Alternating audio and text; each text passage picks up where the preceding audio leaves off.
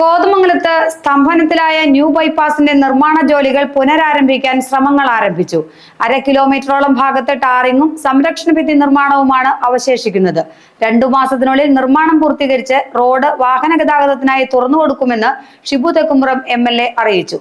ഇതോടെ ടൗണിലെ ഗതാഗത കുരുക്കിന് പരിഹാരമാകുമെന്നാണ് പ്രതീക്ഷ. തങ്കളം കോഴിപ്പള്ളി ന്യൂ ബൈപ്പാസിൽ കലാ ജംഗ്ഷൻ മുതൽ കോഴിപ്പള്ളി വരെയുള്ള 2 കിലോമീറ്ററോളം റോഡിന്റെ നിർമ്മാണമാണ് മാസങ്ങളായി മുടങ്ങിക്കിടക്കുന്നത്. കൊള്ളിക്കാട് ഭാഗത്തും കോഴിപ്പള്ളി ഭാഗത്തുമായുള്ള 1/2 കിലോമീറ്ററോളം ഒഴികെ ആദ്യഘട്ട ടാറിംഗ് പൂർത്തിയാക്കിയിട്ടുണ്ട്. 1/2 കിലോമീറ്റർ റോഡ് പൂർത്തിയായാൽ വാഹന ഗതാഗതം സാധ്യമാകും.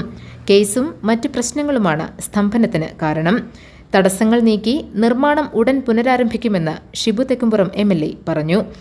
MLAയുടെ നേതൃത്വത്തിൽ ജനപ്രതിനിധികളും ഉദ്യോഗസ്ഥരും റോഡ് സന്ദർശിച്ച് സാഹചര്യം വിലയിരുത്തി. സെപ്റ്റംബറോടെ നിർമ്മാണം പൂർത്തീകരിക്കാനാകുമെന്നാണ് പ്രതീക്ഷ. വാഹന ഗതാഗതം സാധ്യമായാൽ ടൗണിലെ ഗതാഗത കുരുക്കിന് പരിഹാരമാകുമെന്നും MLA പറഞ്ഞു. 2 മാസം കൊണ്ട് ഈ പണികൾ പൂർത്തിയാക്കുന്ന നിലയിലേക്കാണ് മുന്നോട്ട് പോകുന്നത്. ഈ ബൈപ്പാസിന്റെ നിർമ്മാണ പ്രവർത്തനങ്ങൾ പൂർത്തിയാവുന്നതോടുകൂടി കോതമംഗലത്തിന്റെ ഗതാഗത കുരുക്കിന് വലിയൊരു പരിഹാരം കണ്ടെത്താനായിട്ട് കഴിയും. പ്രിയപ്പെട്ട എല്ലാവരുടെയും വലിയ സഹകരണവും പിന്തുണയും ഈ പദ്ധതിക്ക് ഉണ്ടാവണം. പ്രത്യേകിച്ച് ഈ വാർഡിലെ ജനങ്ങളുടെ പല ആവശ്യങ്ങളും ഈ ബൈപ്പാസുമായി ബന്ധപ്പെട്ടുകൊണ്ട് ഉന്നയിക്കപ്പെട്ടിട്ടുണ്ട്. ആ ആവശ്യങ്ങളെല്ലാം പരിഹരിച്ച് അവരുടെ ബുദ്ധിമുട്ടുകളെല്ലാം തീരുമാനം ഉണ്ടാക്കിക്കൊണ്ടായിരിക്കും ഈ ബൈപ്പാസിൻ്റെ നിർമ്മാണ പ്രവർത്തനങ്ങളെല്ലാം പൂർത്തിയാക്കുന്നത്. ആവശ്യമായ തൊഴിലാളികളെയും യന്ത്രസാമഗ്രികളെയും എത്തിച്ച് നിർമ്മാണ ജോലികൾ വേഗത്തിലാക്കണമെന്ന് കരാറുകാരനും ഇതിനാവശ്യമായ നടപടികൾ സ്വീകരിക്കണമെന്ന് ഉദ്യോഗസ്ഥർക്കും MLA നിർദ്ദേശം നൽകി. ഏതാണ്ട് 400 മീറ്ററോളം ടാറിംഗ് പണികൾ ഇനിയും പൂർത്തിയാക്കണം.